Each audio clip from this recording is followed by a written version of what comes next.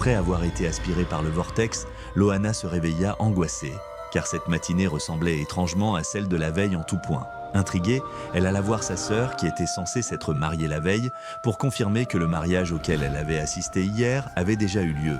Mais sa sœur lui répondit que non, le mariage était prévu pour aujourd'hui après-midi. Paniquée, Loana se rappela alors de l'homme avec qui elle avait passé la soirée précédente. Elle finit par le repérer, mais il l'évitait. Elle dut même aller jusqu'à entrer dans l'eau pour lui parler.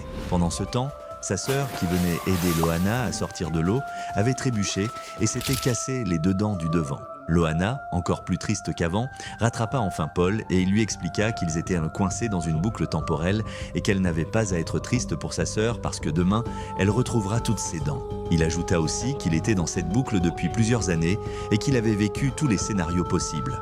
Loana le prit d'abord pour un fou. Mais plus Paul anticipait les événements, plus elle dut se rendre à l'évidence. Il disait vrai. Déterminée à briser cette boucle infernale, Loana retourna à la grotte où tout avait commencé. Mais en y entrant, elle se réveilla